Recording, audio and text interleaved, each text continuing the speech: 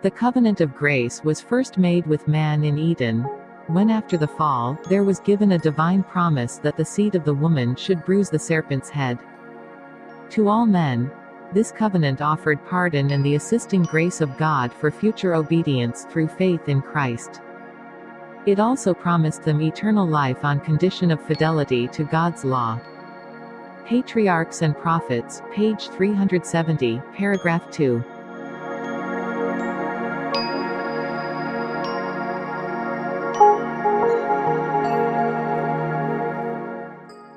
Oke, kita akan mulai kita punya seri baru yang berjudul The Covenant with Nature, atau satu perjanjian dengan nature ya. Ini adalah bagian pertama. Di Wahyu 16 ayat 13 dan 14 kita lihat ada 3 roh yang kotor atau najis seperti katak. Kita tahu katak menangkap mangsanya dari lidahnya atau mulut, dan kita tahu firman Tuhan itu keluar dari mulut atau roh Tuhan, artinya 3 roh najis. Dan yang bikin najis adalah perkataan firman-Nya bertentangan dengan firman Tuhan. Dan dia keluarnya dari mulut naga, keluar dari mulut binatang, dan keluar dari mulut nabi palsu. Dan 3 roh najis itu adalah roh-roh iblis. Dan kalau roh-roh iblis persis sama sekali dengan yang di Taman Eden, di mana perkataan-perkataan setan itu sangat memerangi kebenaran firman Tuhan kan, dan melakukan mujizat-mujizat. Dan roh-roh ini pergi ke raja-raja bumi dan ke seluruh dunia untuk mengumpulkan mereka untuk pertempuran yang ujung-ujungnya Tuhan Yesus akan datang. Jadi mereka pergi ke raja-raja dunia. Artinya ini adalah dragon kan, kita sudah tahu dragon itu adalah 10 horns, 10 raja-raja dunia. Dan roh-roh ini akan mempengaruhi pemimpin-pemimpin negara di seluruh dunia. Dan akan di-gather, sementara umat Tuhan pun harus gather before the decree. Roh-roh najis ini sedang mengumpulkan pemimpin-pemimpin dunia untuk gather juga untuk peperangan spiritual ini. Ini adalah peperangan spiritual, kan? Kita lihat di Testimony volume 9 mulai halaman 11. Kita lihat di sini kita sedang hidup di time of the end, dan kita tahu the time of the end ini adalah 1844 mulainya kan. Nubuatan-nubuatan sedang digenapi dengan cepat, menunjukkan bahwa kedatangan Tuhan Yesus sudah sangat dekat. Kita sedang hidup di hari-hari yang sangat solemn dan sangat penting. Roh Tuhan dengan pasti, walaupun dengan gradual ya, bertahap, tapi dengan pasti sedang ditarik dari bumi. Nah, kalau roh Tuhan ditarik dari bumi, itu sama dengan bumi sedang menolak firman Tuhan dengan menerima roh-roh iblis ini. Dan plagues dengan judgment, penghakiman, musibah, semua sedang terjadi, sedang menimpa bumi ini. Dan yang menerima plagues dengan judgment adalah orang-orang yang menolak kuasa Tuhan, the grace of God. Bencana-bencana alam di darat dan di laut, ketidakstabilan dalam society, dan dia punya desas-desus peperangan sekarang sangat nyata. Dan semua ini memberikan satu forecast atau pandangan ke depan bahwa ada satu peristiwa yang sangat besar intensitasnya yang akan terjadi atau melanda dunia ini. Dan kita bisa lihat itu sudah terjadi kan. Dan ini adalah agen-agen kejahatan yang sedang mempersatukan diri mereka satu dengan lain dan sedang bersekutu. Jadi mereka sedang mempersatukan diri, sementara umat Tuhan seperti di hari Pentecost, mereka pun gather together untuk menjadi satu. Sehingga dunia ini hanya terdiri dari 2 kelompok yang berlawanan. Mereka sedang memperkuat diri mereka untuk krisis terakhir. Akan terjadi perubahan-perubahan yang besar di bumi ini. Dan gerakan akhir ini di akhir zaman adalah gerakan yang bergerak dengan sangat cepat. Dengan sangat cepat. Dan kita tahu tanda bahwa sudah dekatnya adalah September 24, 2015. Kita lanjut lagi di Testimoni 9 halaman 11. Kondisi-kondisi di dunia ini menunjukkan bahwa masa-masa kesukaran sudah di ambang pintu. Surat-surat atau dia punya news, berita-berita menunjukkan atau memberikan indikasi bahwa akan ada konflik yang besar di masa depan yang sudah sangat mendekat. Nah, ini adalah cuplikan daripada konflik ya. Di sini katakan ahli-ahli ekonomi lah ya, mereka bilang dunia ini sedang menuju, atau Amerika, dan Amerika artinya ya seluruh dunia juga, sedang menuju ke sesuatu yang sangat parah, lebih parah daripada resesi. Ini mereka punya forecast. Dan benar kan kita baca di Roh Nubuat juga, bahwa ini semua menunjukkan bahwa kita masuk troublous times. Dan di sini hedge fund giant Elliott memberi amaran tentang hyperinflation yang akan membawa dunia ini ke global societal collapse. Jadi akan collapse dia punya sistem ekonomi. Dan semua yang kehidupan di dunia ini semua berdasarkan ekonomi. Jadi kalau ekonominya collapse, dia punya kehidupan manusia yang bergantung kepada ekonomi pun collapse. Hanya mereka lah yang bergantung kepada kuasa Tuhan itu yang nggak akan collapse iman mereka kan. Walaupun makanan akan berkekurangan, tapi Tuhan akan selalu memenuhi kebutuhan mereka untuk berdiri memuliakan Tuhan di dalam situasi-situasi yang sangat genting ini. Oke, jadi kita hanya mau kasih tunjuk bahwa kita sudah menuju troublous times yang dibilang di Daniel 12:1. Nah, mari kita lihat tentang covenant. Jadi sementara kita sedang menuju ke ekonomi collapse, ada yang membuat satu perjanjian atau ada yang mau memperbaharui perjanjiannya. Berdasarkan collapse ini, berdasarkan yang di forecast akan ada global societal collapse,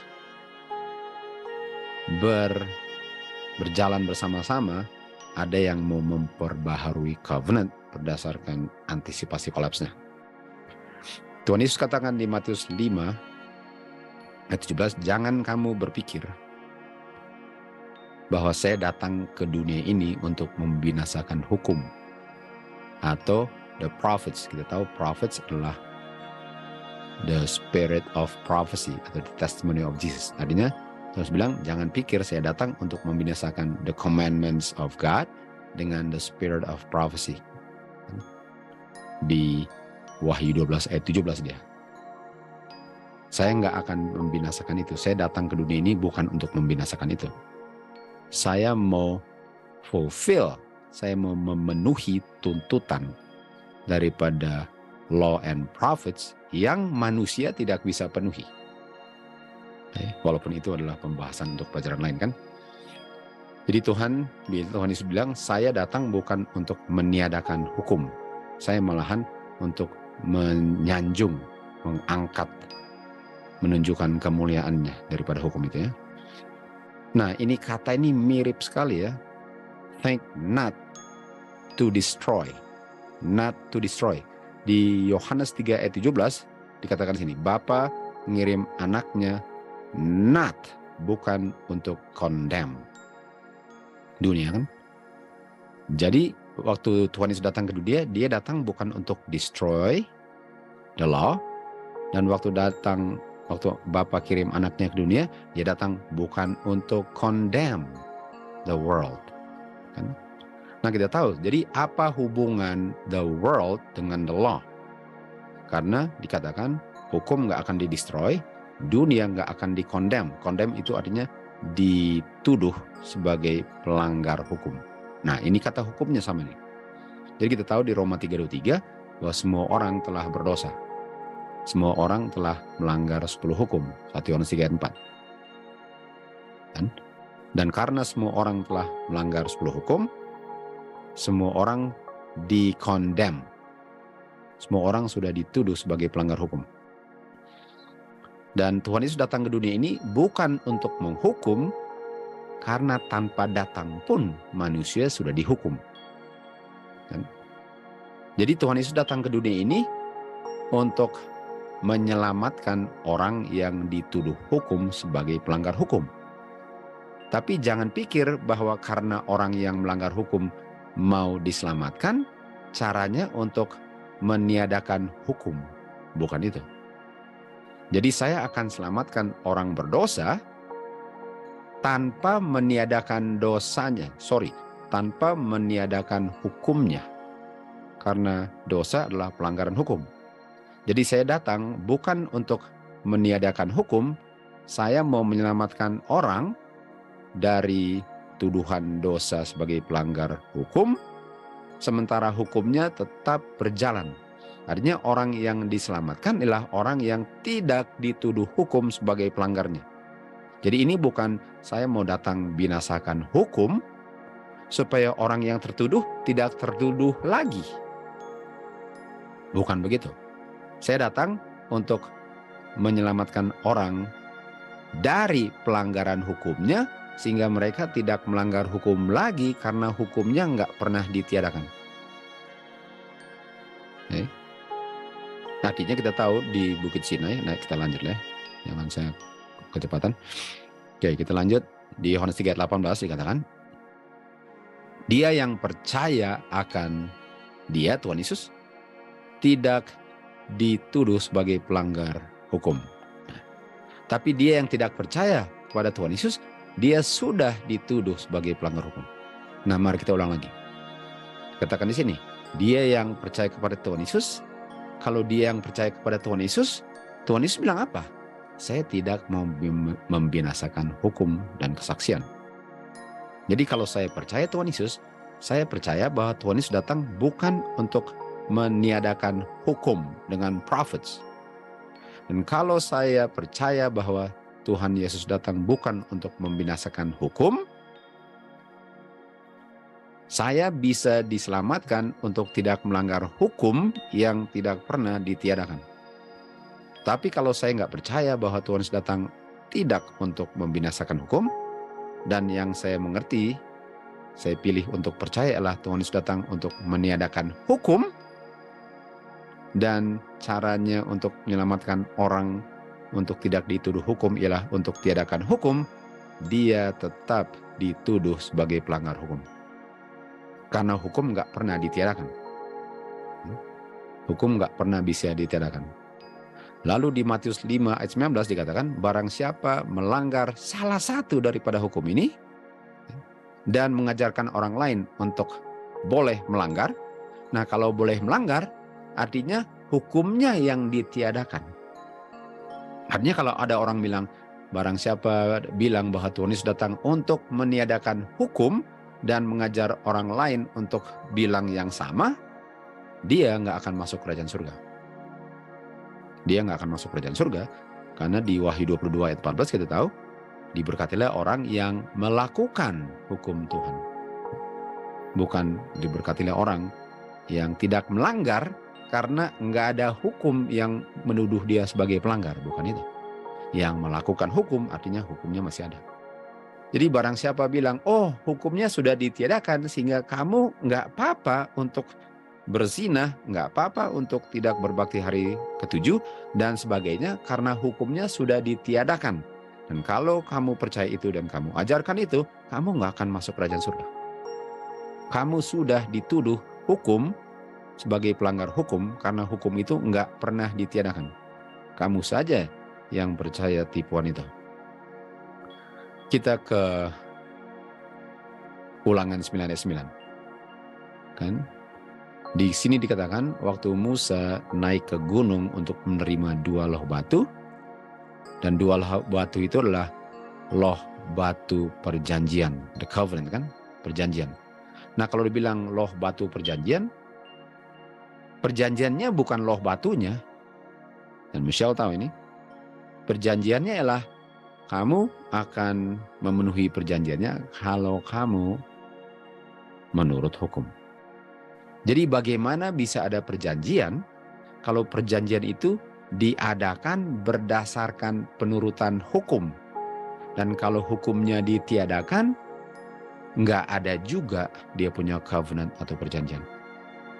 Artinya orang yang mengajarkan bahwa hukum Tuhan itu ditiadakan, dia sudah dicoret dari kemungkinan untuk memenuhi janji covenant Tuhan. Dia sudah coret. Karena kalau hukumnya ditiadakan, syarat untuk menerima perjanjiannya ialah menurut hukum, dan sudah pasti dia melanggar, sehingga dia tidak terhitung lagi sebagai orang yang potensinya untuk menerima janji Tuhan.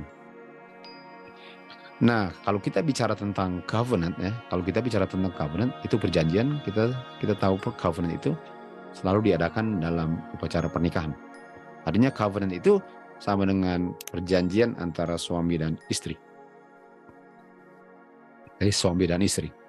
Dan suami dan istri itu membuat perjanjian, saya akan setia hanya kepada kamu sebagai suami, dan suami bilang saya pun akan setia kepada kamu sebagai istri. Jadi saya nggak akan ada wanita yang lain selain kamu, dan istri bilang saya nggak akan ada pria yang lain selain kamu. Okay? Itu perjanjiannya. Jadi waktu Tuhan dengan umat Israel membuat perjanjian itu, itulah perjanjiannya. Kamu nggak ada Lord God selain aku. Selain aku nggak ada Lord God. Itu perjanjian pernikahan. Dan dikatakan di sini kepala daripada istri adalah suami, sebagaimana Kristus adalah kepala daripada gereja. Artinya covenant itu diadakan antara suami dan istri atau bapa dan gereja. Artinya perjanjian itu diadakan dengan antara gereja dengan bapa, atau boleh katakan Kristus kan, kepalanya gereja. Jadi saya nggak bisa ada suami kepala gereja selain Kristus. Itu covenantnya. Kan?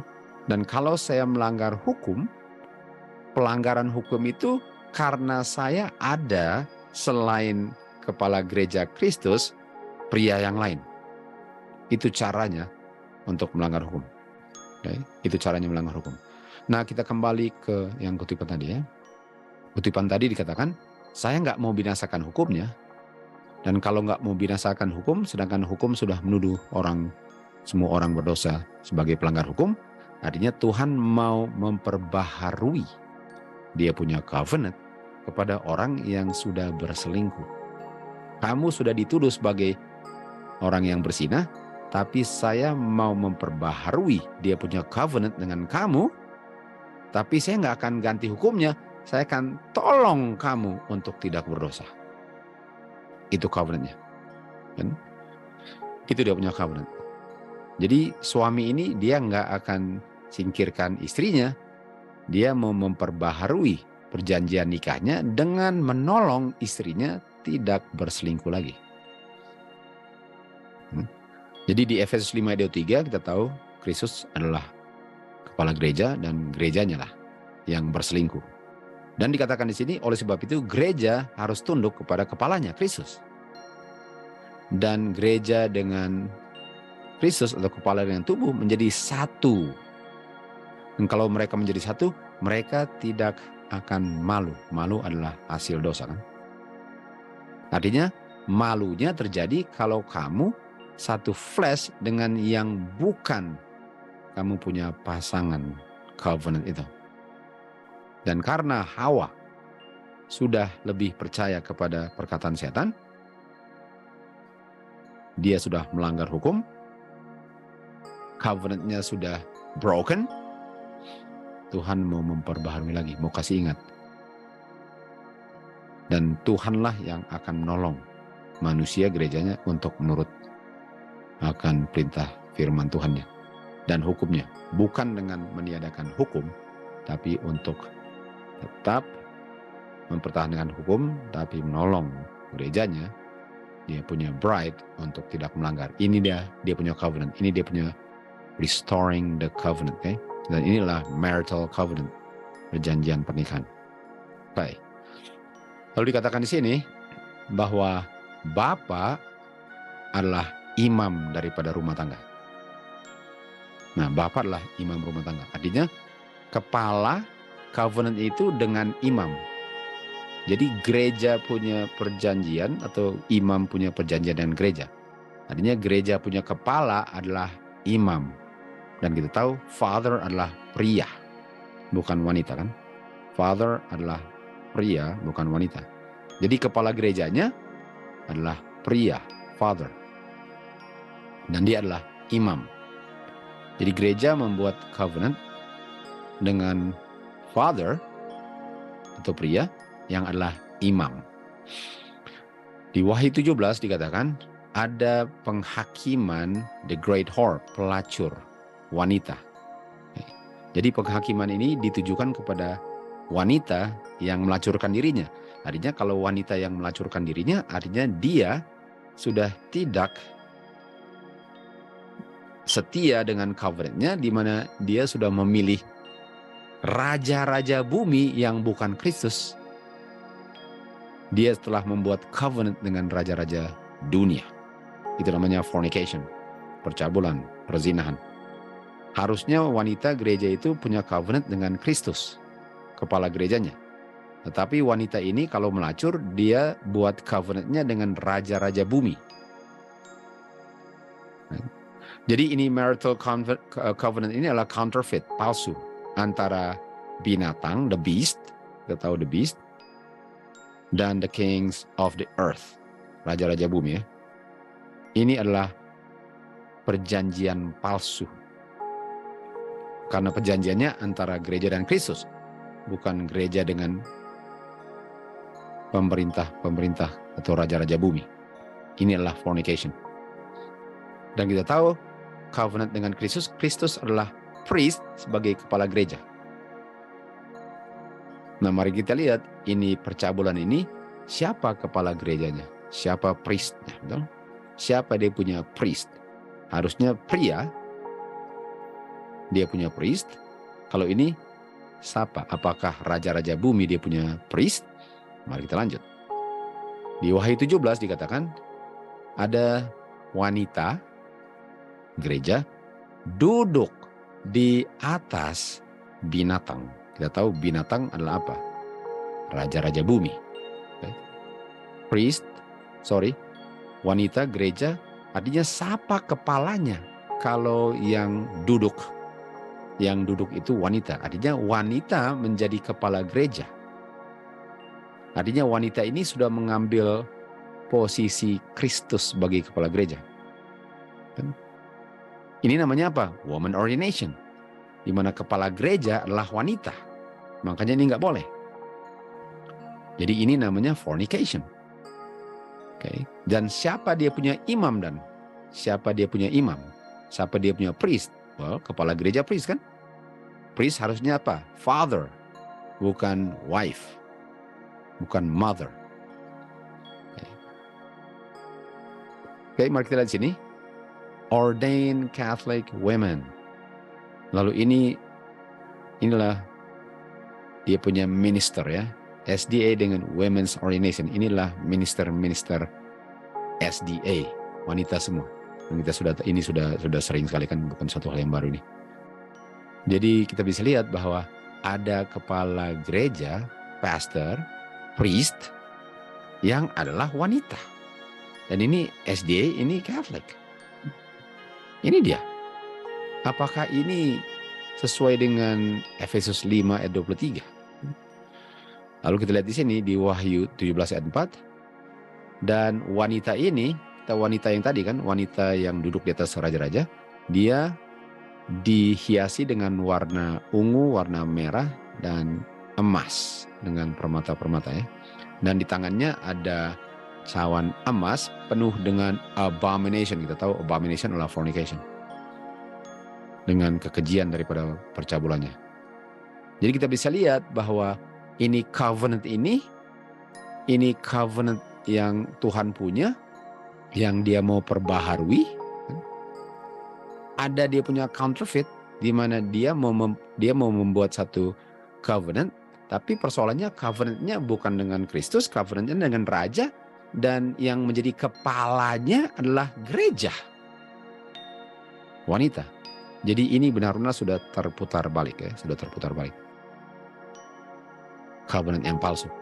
Nah, di Wahyu 17 ayat 16 kita lihat, dan 10 tanduk itu yang kamu lihat dengan yang ada di binatang itu, dia akan membenci wanita ini yang menduduki dia, dan akan membuat dia desolate dan naked.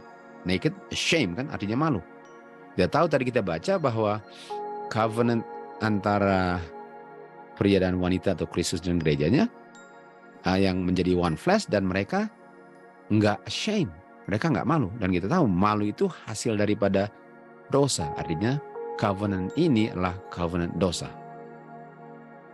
covenant yang dosa. Sementara Tuhan mau buat covenant lalu tolong gerejanya nggak berdosa. Sementara covenant ini cara untuk mengadakan covenantnya adalah untuk berdosa. Dengan membuat covenantnya saja sudah berdosa.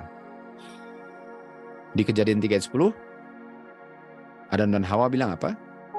Kita takut, kita sembunyi, dan kita telanjang. Itu terjadinya setelah mereka berdosa. Setelah Eve membuat covenant dengan ular, dan Adam pun melakukan yang sama, mereka malu. Ini covenantnya. Dia punya covenant ini. Ini dia punya covenant. Covenantnya sudah mulai di Eden. Dan gara-gara covenant ini, Tuhan mau memperbaharui covenantnya kembali. Sementara yang palsu pun sedang membuat covenant yang palsu ya. Nah, mari kita lihat ini priestly garment ya. Ini jubah daripada gereja yang menjadi kepala daripada raja-raja dunia. Mari kita lihat dia punya jubah. Dan inilah dia punya jubah. Ini di Keluaran 28, Tuhan bicara kepada Musa dan untuk bicara kepada Harun, dikatakan, ini imam-imam, mereka akan minister kepada Tuhan di office daripada priest ya. Dan ayat 5, mereka akan mengambil warna emas, warna biru, warna ungu, dan warna merah permisi. Jadi warna daripada imam, kepala gereja, ada 4. Warna emas, warna biru, warna ungu, dan warna merah permisi. Ini warna daripada imam sebagai kepala gereja. Dan kita tahu kepausan adalah gereja yang menduduki raja dunia, dan dia punya imam, betul? Dialah imamnya, karena dia adalah kepala, gereja adalah kepala daripada hubungan covenant antara gereja dengan raja-raja dunia. Okay. Dan Keluaran 28 ayat 6 dikatakan, kamu harus ambil warna emas, warna biru, warna ungu, dan warna merah untuk menjadi jubah. Nah, kalau kita lihat gereja Vatikan ya, kepausan, lihat warnanya. Ini kan emas. Warna emas ada, dia punya cawan emas ada. Warna ungu ada nggak? Ada. Warna scarlet ada? Ada. Yang nggak ada warna apa? Warna biru. Dia nggak ada warna biru kan? Sedangkan imam, kepala gereja, imam terdiri dari 4 warna. Emas, biru, ungu, merah. Sedangkan kepausan, gereja yang membuat covenant dengan raja-raja dunia, hanya ada 3 warna. Dia nggak ada warna biru. Jadi the great whore of Babylon nggak ada warna biru. Nah, apa artinya warna biru? Di mana warna kepausan nggak ada birunya. Apa artinya warna biru? Nah, kita lihat di sini, dikatakan di sini, bawalah atau ambillah warna biru, ayat 38 dan 39, apa biru? Agar kamu ingat semua hukum-hukum Jehovah dan melakukannya. Artinya, biru melambangkan apa? Ingat semua hukum Tuhan. Dan kalau kamu enggak buat warna biru, kamu akan melacurkan diri kamu. Kamu adalah pelacur kalau kamu lupa warna biru. Kalau kamu lupa hukum Tuhan, termasuk Law of Moses, kamu nggak ada warna biru. Dan kalau nggak ada warna biru, kamu akan melacurkan dirinya. Jadi kita bisa lihat bahwa kepausan punya warna, nggak ada warna biru, karena mereka melupakan, mereka malahan merubah semua hukum Tuhan, khususnya yang dimulai dengan kata ingat. Warna biru. Ulangan 15, bilangan 15:40, agar kamu bisa ingat dan melakukan semua hukum-hukum Tuhan. Keluaran 28, ingat hari Sabat, mereka lupa. Maleakhi 4:4, ingat Law of Moses, Statutes, Judgment, dilupakan. Dan bilang, ingat hari Sabat, apa yang dibuat? Yearly feast, dilupakan. Artinya kalau saya nggak bikin yearly feast, saya tolak Law of Moses, saya nggak ngerti hari Sabat, saya cuma ngerti harinya, saya adalah gereja yang nggak ada warna biru. Saya adalah pelacur. Umat Tuhan dibinasakan karena tidak penuh. Lack artinya tidak penuh pengetahuan mereka. Apa yang mereka nggak ketahui dengan penuh? Mereka telah lupa hukum Tuhan. Hukum Tuhan apa? Warna biru. Artinya, my people are destroyed. Mereka dibinasakan kenapa? Karena mereka sudah membinasakan hukum Tuhan. Ingat tadi? Saya mau kasih lihat lagi ya. Saya mau kasih lihat yang tadi. Tentang Tuhan bilang, Tuhan Yesus datang bukan untuk membinasakan, kan? Kita lihat di sini. Tuhan Yesus bilang apa? Saya datang bukan untuk membinasakan hukum. Kan? Saya datang bukan untuk membinasakan hukum. Umat Tuhan dibinasakan. Kenapa? Karena lupa hukum. Artinya kalau kita bilang bahwa hukum Tuhan, dia punya feast, dia punya Law of Moses, sudah dipakukan ke kayu salib, saya membinasakan hukum. Dan karena saya binasakan hukum, saya kayak orang yang udah lupa hukum dan saya dibinasakan. Orang yang bilang bahwa hukum Tuhan dibinasakan adalah orang yang dibinasakan karena lupa hukum. Bisa lihat dia punya koneksi tadi. Makanya Tuhan datang bukan untuk membinasakan hukum, tapi untuk menolong agar umat Tuhan tidak dibinasakan. Dan umat Tuhan nggak dibinasakan kalau mereka nggak bilang bahwa hukum Tuhan dibinasakan. Umat Tuhan dibinasakan karena lupa hukum Tuhan. Mereka sudah menjadi apa? The whore, dan menjadi pelacur. Oke, jadi kita lihat di sini, Gereja Katolik bilang mereka merubah hukum keempat, hari Sabat ke hari Minggu. Ini adalah pelacur namanya. Mereka merubah dari hari Saturday ke Sunday. Tadinya mereka merubah hukum Tuhan, mereka melupakan 10 hukum. Dan ada yang mengaku berbakti hari Sabat, tapi sudah melupakan the Law of Moses, Statutes, Judgment dengan dia punya feast. Sama. Orang-orang Protestan nggak sadar dengan memelihara hari Minggu, mereka menerima otoritas daripada Paus. Jadi mereka sudah melupakan hukum Tuhan. Karena mereka sekarang sedang menerima otoritas Paus, bukan otoritas Tuhan, kan? Karena yang menciptakan hari Sabat, hari Minggu itu adalah hari Sabat itu jadi hari Minggu, adalah kepausan. Artinya itulah otoritasnya. Dengan gereja-gereja Protestan berbakti hari Minggu, mereka sebenarnya sudah tunduk kepada gereja Katolik yang kepalanya ada paus. Ini yang dibilang adalah gereja Katolik sendiri. Tentu saja gereja Katolik klaim bahwa perubahan hari Sabat ke hari Minggu itu adalah dia punya tindak tanduk sendiri. Dan tindak tanduknya adalah tanda, the mark. Kita tahu kepausan adalah the beast. Inilah the mark of the beast, tanda daripada otoritas gereja dalam hal-hal agama. Jadi namanya saya nggak ada warna biru karena tolak feast, tolak law of Moses, tolak hukum keempat. Kalau nggak ada warna biru, dibilang apa tadi? Kalau nggak ada warna biru. Kalau saya lupa hukum Tuhan, kalau nggak ada warna biru, saya orange. Saya adalah pelacur. Saya adalah the whore of Babylon, the daughters of harlot. Karena saya lupa hukum Tuhan. Dan di Daniel 7:5, dia berpikir untuk merubah waktu dan hukum. Kita tahu waktu adalah times appointed. Dia punya feast, appointed times dia rubah.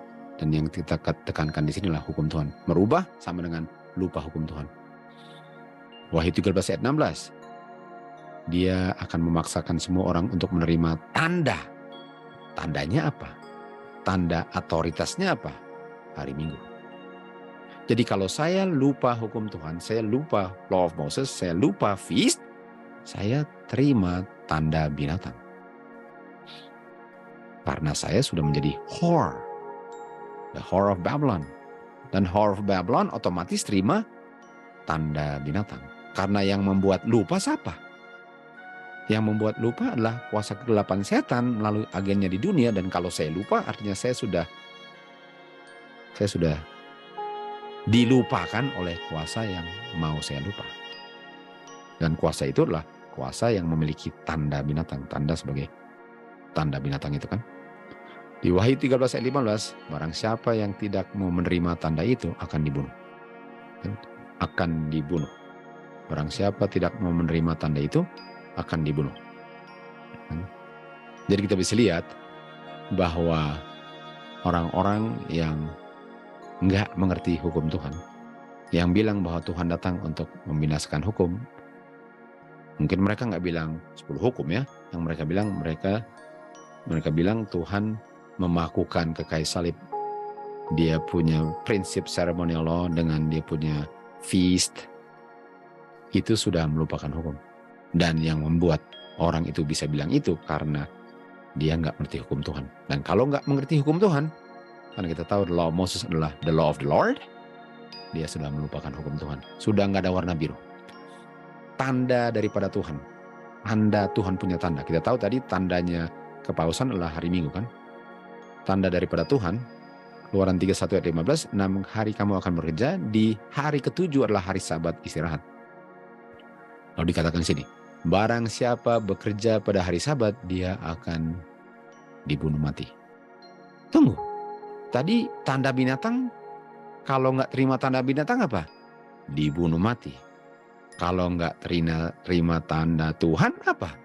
Dibunuh mati juga. Jadi dua-duanya akan mati. Bedanya satu kalau mati dibangkitkan lagi. Yang satu mati kekal. Ayat 16, oleh sebab itu orang-orang Israel harus memelihara hari Sabat sebagai apa? Covenant. Tunggu. Artinya hari Sabat itu ada hubungan dengan covenant, betul. Dan hari Sabat itu adalah tanda antara aku dengan umat Israel untuk selama-lamanya. Hari Sabat adalah tanda antara Tuhan dengan umat Israel. Hari Sabat adalah tanda covenant antara kepala gereja dengan gerejanya. Hari Sabat adalah tanda perjanjian, tanda antara the priest dengan dia punya the church. Itu tandanya. Artinya tanda covenant. Tanda covenant. Artinya saya membuat perjanjian dengan kamu. Saya membuat perjanjian pernikahan. Tanda kita punya perjanjian adalah hari Sabat. Artinya tanda daripada covenant-nya yang counterfeit ini adalah hari Minggu.